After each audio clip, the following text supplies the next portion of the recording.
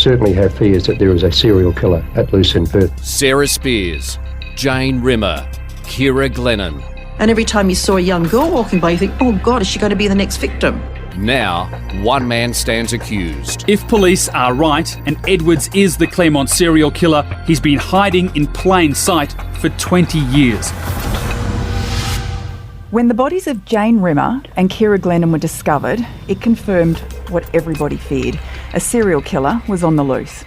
Dozens of officers swooped in and media scrutiny was fever-pitched. Welcome to Day 19 of Claremont in Conversation. I'm Natalie Bonjolo, in the studio with the West's Tim Clark and Channel 7's Alison Fan. And guys, today we really got a snippet of just how intense things became with the discovery of Ciara's body. Yeah, that's right, Nat.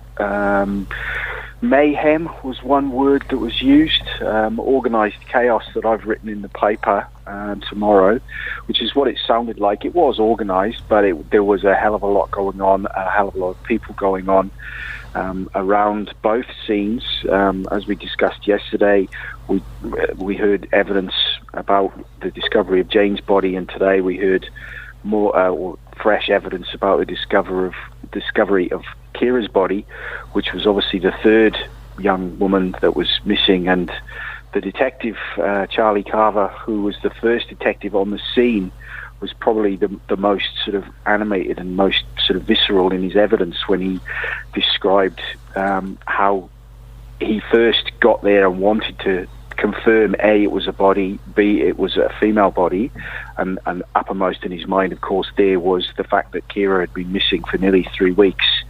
And then it was a bit of professional protection of himself, because he told the court, I wanted to make sure, because I was just about to make the biggest call of my career to that date, in terms of ringing up the macro task force and saying, I think I found Ciara Glennon, or I think I'm with the man who's found Ciara Glennon.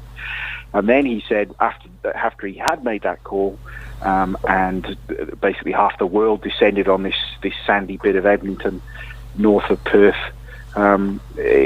he described it as mayhem, and included in that was the media presence, which descended, including helicopters and journalists, basically, as he described it, trying to get close to the scene as he was trying to protect the scene forensically. And he also mentioned by name one of my colleagues and a good friend of mine, Adrian Barich, who now works for Channel 7 and the West, saying that, telling the court that his memory was that Adrian was actually arrested trying to get close to the scene. So there was obviously plenty going on then and plenty going on today. Well, and for those who are listening from interstate or overseas, so Adrian Barich is a veteran sports journalist. He's a presenter with 7 News, and it just so happens we've actually got Adrian in the studio with us tonight. So, Adrian, can you tell us, were you arrested? Can you tell us your recollections of that day? Yeah, I'm very surprised, actually, that I did get mentioned, but I can remember it being a very sad and very dramatic time. At that time, I was a kind of a rookie sports journalist, I suppose you'd say. I'd just come out of the West Coast Eagles and a bit of rugby league, and had just joined Channel 7. And I guess when the call went out and the COSs the chief of staffs were trying to get people to the scene, I was nearby. I don't know if I was involved with West Coast Eagles training or there was something going on and I was close by. And so my cameraman got diverted and I was in the car with him. So I wasn't actually sent there. I just happened to be tagging along. And you were very eager. Yeah, I guess I was eager in terms of I was trying to be as helpful as I could at my new employer, Channel 7. But and I guess when something like that happens, like you said, whoever's closest, you're just going there. It doesn't matter what field you're reporting from. And absolutely had no idea what the rules were, what the protocols were, how it went and that sort of thing. I was just there with the cameraman, more or less under instruction from the veteran cameraman, actually, and carrying the sticks, as they say it, carrying the cameraman's sticks, the tripods and those sort of things. Yeah. And I must have strayed into an area perhaps I wasn't supposed to, or perhaps when we were going back to the car we took a shortcut. I can't exactly remember the circumstances, but I do remember coming across several policemen, and it might have been Mr. Carver, I don't know, and being counselled about being in that area and please remove yourself as quickly as possible. I'm pretty certain I wasn't arrested though. But you had some explaining to do? Yeah, just kind of moved on. And I just said, boys, I don't know, we're just going back to the car. Maybe we're in the wrong area. Everything was super dramatic. I can remember that. And don't worry, whatever I got told to do after that, I did it to the nth degree.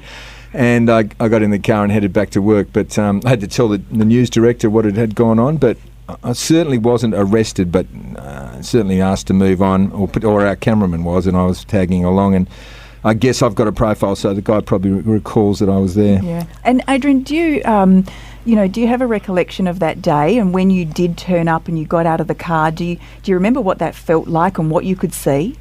Yeah, I wanted to be as far away as possible, but unfortunately I got caught up in it, and I can only just feel for anybody related to anybody affected in this area. It must be so bad and so dramatic and so painful, and I just feel for them so much, because being 6 times removed, I could feel the pain and the sadness and the drama, and the police that had to do the job, the gentleman that had just made the discovery, the senior journalists involved, everyone was just rocked. And as a rookie sports person, even though you're pretty naive, you pick those things up. And it was a really amazing time in Perth in terms of what was going on, and a very sad time too.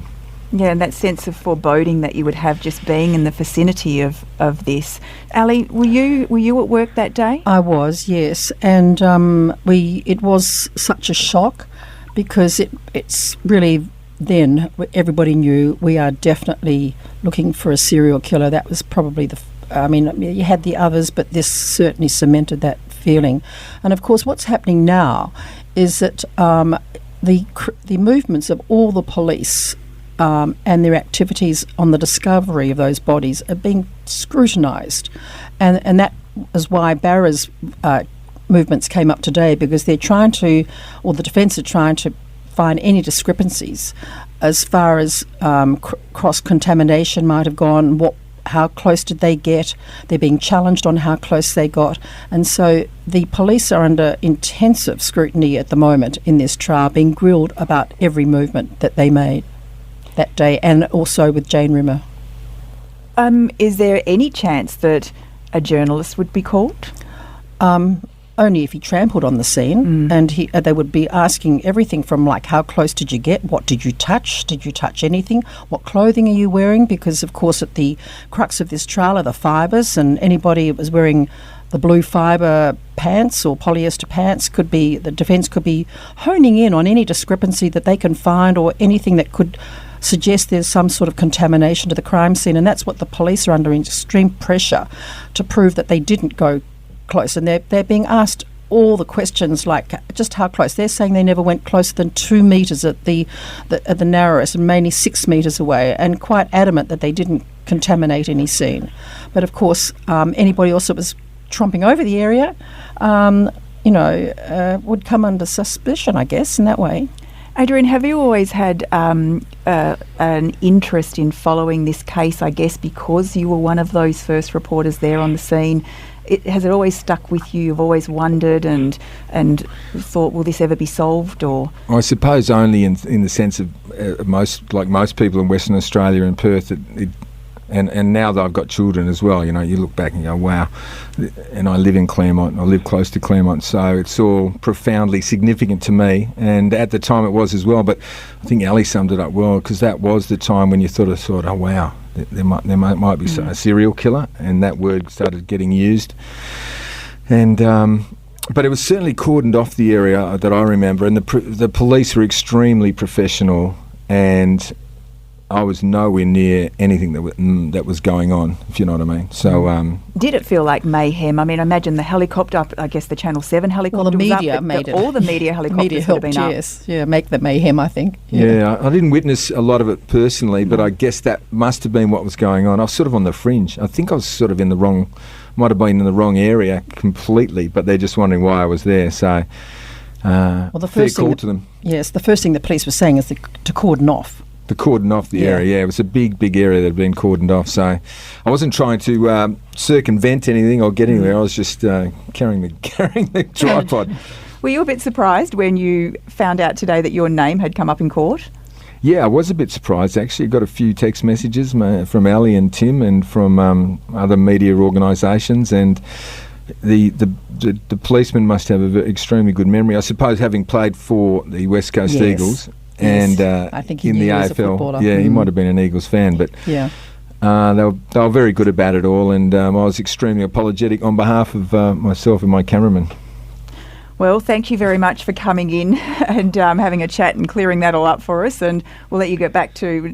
Barra's actually got to get back to the newsroom and present the sport now, so he's dashing out. Thank you for your time. To compose myself now. Yeah. Thank you for inviting me in. I was glad to clarify that as well. Thanks, Barra. Okay, see you guys. Well, as Alison just mentioned, there is a sense that they're clearly focusing on the credibility of the prosecution's, key forensic evidence today.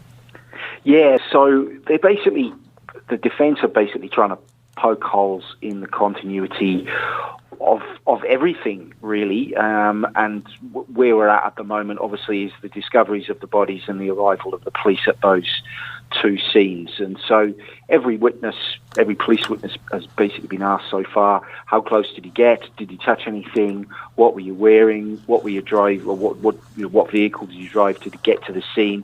Obviously, all pointing to the same thing, i.e., were you or could you have been in a position to touch the body and therefore possibly leave any fibre evidence behind, particularly the fibres with Jane, and we know there's DNA to come with Ciara. So that's where all the defence questioning has been leading to over the last couple of days. The prosecution side, for all the police, they're basically just setting the scene, literally setting the crime scene in terms of what they saw, what they found, and what they did once they got there. And touching on something that you'd asked Barra about whether a journalist could actually be called, only if, as a witness, I meant, only you think if they were mentioned in the police running sheet, which it's a basic but still quite a detailed log of everything that's occurring at the crime scene, and we've already been through the running sheet that pertains to Jane Rimmer's body and what exactly was going on around there. There was no mention of anything untoward in terms of members of the public or members of the media. And we'll go into more detail regarding Ciara's body and the crime scene around there in the days to come. And what about? Sorry, Ali, but what about the police? Was there a sense that any of them hadn't followed the best protocols, or had got too close when they shouldn't have, or had walked in places they shouldn't have? Was there a sense of that today? None whatsoever. They were quite adamant that they stuck strictly to the crime scene procedures. They said that they had enough experience to know that you do not contaminate, you don't go any closer, you don't touch anything. And they varied from getting as close as maybe 2 metres up, but mostly around 6 metres. And of course the coroner's funeral staff were also questioned about whether they could have transferred any contamination, and they said no, they wear cover-up overalls covering their hands, gloves, hair, boots, the full cover-up so that no contamination can take place. And it's been a very, very thorough and intensive grilling of all of these people today, both today and yesterday. Yeah, and you've got to say, Ali, they've been quite impressive witnesses, particularly former Detective Carver this afternoon, who now runs a very senior crime investigation unit up in Queensland, but he was already a very senior detective at that time and became even more senior.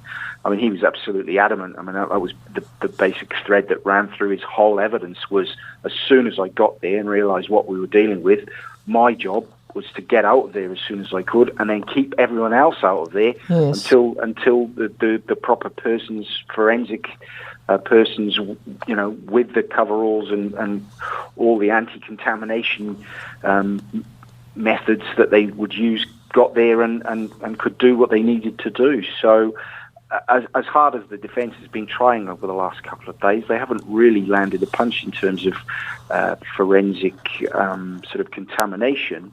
But one of the detectives this morning, Detective Adams, who we mentioned or previewed last night, might be the witness, and he was, who was in charge of the scene at Wellard, where Miss Rimmer was found. He was asked a series of other questions today about another role that he played, ironically, in the investigation a little bit down the track with regards to some evidence that had come from the Karrakatta rape scene, and that he was a little less solid on that. That's right. Yeah. Yes, he was. Well, he had two hats. He'd moved from the other business to being in charge of sexual assault, and that's how he came in contact with the Karrakatta rape victims' evidence. And there were a few discrepancies there. One over whether a bag containing a black skirt was in fact black shorts. And the dates, there were some discrepancies in the recording. There's a time lag which the defence honed in on, but that was about it, wasn't it, I think? Yeah, there was some conjecture about, firstly, how that very crucial piece of evidence was labelled. Just backtracking a bit, so these were the shorts that were left behind by the Karrakatta victim, and the prosecution in the murder trials, or murder allegations, say that there are one of these critical blue fibres said to come from the Telstra workwear. One of these fibres was found on the shorts when it was re-examined many years after the rape, which links that scene to Miss Rimmer and Miss Glennon and, crucially, Mr. Edwards' car. So that's why that this piece of evidence is so important. And the way it was tagged and bagged came under some scrutiny today because, as Ali mentioned, it was labelled a skirt when it was actually shorts. And then who had this bag with this evidence in became even more crucial because they went through the various people and times that this evidence had been taken out of the secure storage facility that WA Police had. And there was an 8-month gap, basically, where it was unsure where this bag actually was or where it was stored. The Detective Adams was adamant, if you pardon the pun, that he still had it under his custody, under lock and key.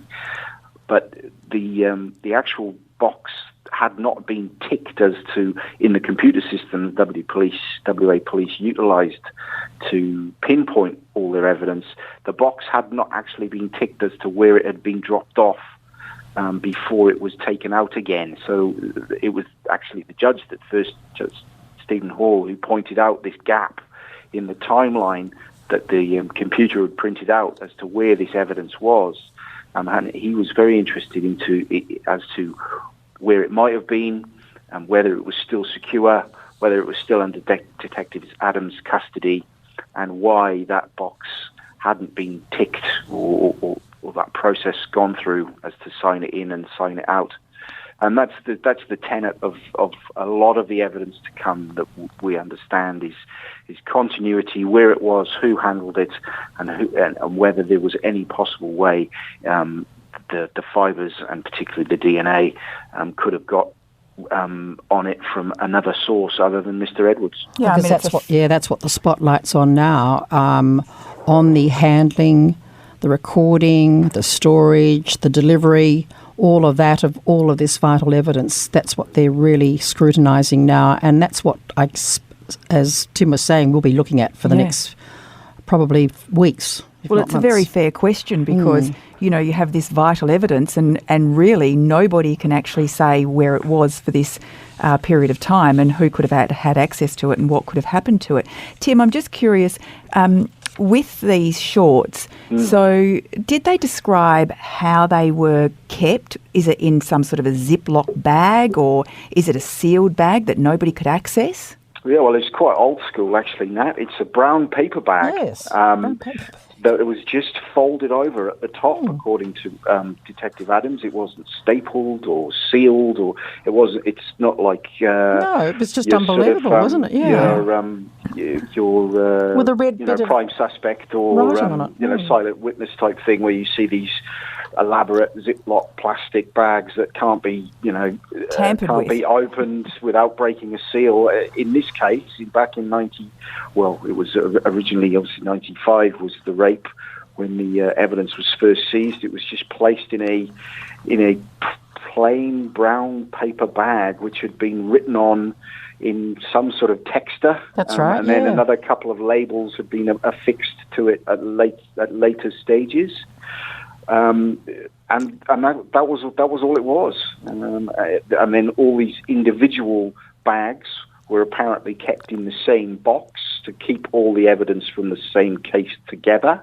And then these were all stored together, hopefully and presumably, and for what Detective Adams said, definitely behind a lock and key it was just him and one other police staff member had access to. Well, the defence lawyer, Genevieve Cleary, certainly didn't want to let that one go in a hurry. She produced all these documents, one after the other, that showed no mention of skirt, one after the other. No skirt, no skirt, no skirt, no skirt. Why has this got, written on in a red, sort of as a texter across a brown paper bag, a skirt when it should have been shorts. So. But did we hear earlier from memory about an officer who said when they realised it was shorts and not a skirt, that they changed the label? I didn't hear that. Yes, there was some mention of that way back in very early dispatches. And to be fair to the prosecution, when they re-examined Detective Adams, because the way it works in Australian courts is there's evidence in chief, so the prosecution asks their questions first, then there's a cross-examination, and then right before the witness is released, the prosecution get to have another go. They asked, one of the prosecution lawyers asked or pointed to a yellow sticker that was affixed to this paper bag, which it would appear, it was the letters O-R-T and S were visible on this yellow label, which you could assume might fill out to be shorts. Originally, which would appear then again to have been a label that fixed the labelling, if you see what I mean. And all this tiny little detail.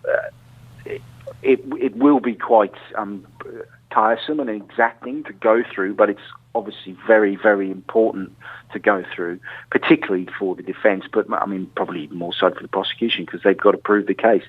And any of these little doubts that are thrown up in front of the judge or pointed out to the judge, the prosecution are going to have to work very hard to, if there are any of these little discrepancies in labelling and where the boxes were and where the bags were and who touched them, it's going to be very important that the prosecution be able to iron out any of those creases if they want to prove the charges that they've brought. Yesterday, the court was played video from Jane Rimmer's site. Was there any further video played today, and did you get to see any video? We don't get to see anything like that of the actual burial site. That's screened off completely.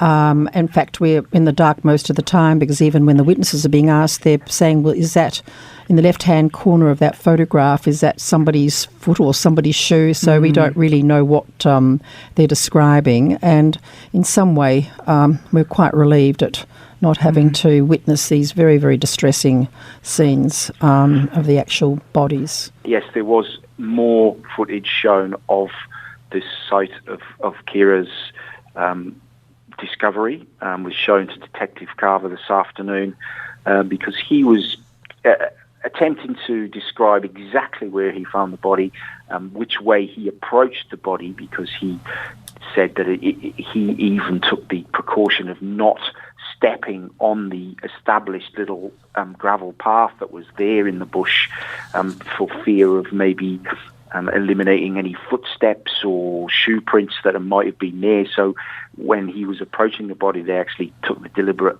path away from the path and used the scrub.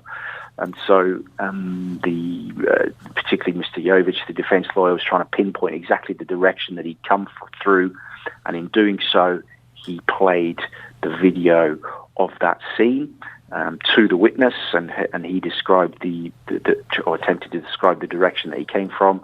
But as Ali said, and we detailed last night, we won't get to see any of that footage, and that footage will now never be seen in public unless there's some horrendous security breach of police evidence or court evidence. That material will never see the light of day because the judge has ruled that it's too distressing for the families to see, and there's basically too big a risk to show it to the general public and to the media, that it might get into the wrong hands, I guess. Yeah. So no, we will be having a lot of these discussions in the weeks and months to come as well, because there'll be a lot of the material that will be shown to various witnesses, which they need to see and the judge needs to see, but he's decided that we don't. Could you hear anything on the video? Oh yes, you could hear the audio. What could you hear today? Oh, quite descriptive passages of him describing smell. Oh, okay. And things like that. You could hear the audio quite clearly. Yeah, and then on the piece of footage from Ciara's scene, it sounded to me like a typical windy, remote sort of West Australian bush scene, and you could also quite clearly hear the helicopters overhead. Now, whether they were police helicopters or media helicopters, both were in the area at the time. You could quite clearly hear that in the background. And we're going to be straining our ears, I suppose, to try and gain any sort of illustration of what we can from this footage when it is played over the next sort of weeks and months to come. We actually have a question here from Cassidy, which you sort of have answered, but I'll just read it out anyway. I'm wondering whether all of the evidence, including video footage, which we know will never be released, but some of the photos and verbal phone calls, documents presented during this trial will ever be seen by the public. People from the public who are able to attend the trial in person, I'm presuming they will have seen some of the evidence presented in the days that they attend. I'm aware the judge has only released certain parts of the evidence for release to the public at this stage. However, once the trial has ended, will the public get to see anything else? No, they won't get to see what he has stopped just recently. Of course, there are other exhibits that we have not been able to show that people in the public gallery have seen on the screens there, but the actual body evidence and filming, that has been ruled out and that will never be revealed. But that's not unusual in trials of past. And Tim, we were talking about this earlier, about before there were screens, anything that was gruesome or sensitive, a judge would just simply close the court because it would only be a short time, whereas this trial is such a lengthy, and because this is so concentrated on this particular evidence, they decided it was just too disruptive to close the court here and then open it there and close it there, and so they've just gone down this route. But even if we were allowed to see it, we wouldn't be able to show that on television. No. We could not show that sort of vision. We never have. No. Yeah, I think Ali's made a sort of really good point there. There's a sort of a conception, maybe a misconception, that the judges each follow exacting rules and they all do the same thing, but that's actually not the case. Particularly in Western Australia, there's more than a dozen Supreme Court judges, and they all have their own sort of way of working because it is their court and they get to run it within various boundaries as they see fit. So in the past, I've known some judges at judge-alone trials have displayed very graphic pictures on big screens. The one case in particular, a case here of a guy called Mervyn Bell who horrifically murdered a young child, his de facto child actually. During that trial, which was a judge-alone trial, that there was very graphic pictures of the body of that young child depicted and shown in open court.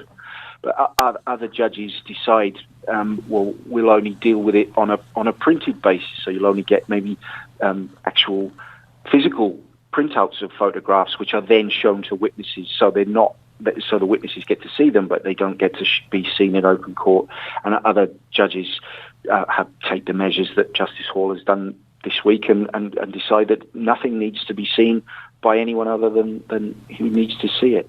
But to go back to the answer, there's basically going to be three levels of evidence. There's the evidence that will be only seen by the witnesses, which we've discussed, which is basically the sensitive material.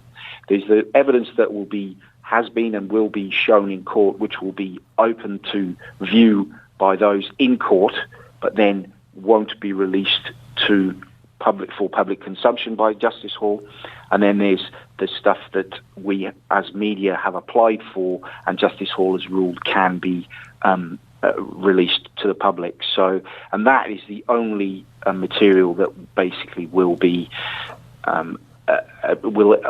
allowed to leave the courtroom is the material, photographs and possibly video that Justice Hall rules is relevant enough that it needs to be seen beyond the four walls. And if listeners would like to see those exhibits that have been released to the media, you can always find those at thewest.com.au. So if you like to go onto there, you can find those things that have been released. Well, is there any idea of what you have in store tomorrow?